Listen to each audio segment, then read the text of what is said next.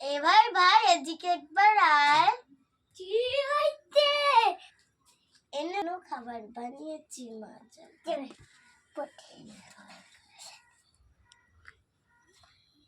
গরম ভাই ভালো হয়েছে মাছটা।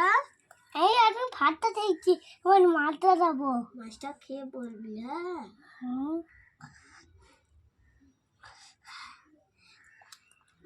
চিড়ি আমার তো মায়ের পাত ধরেছে।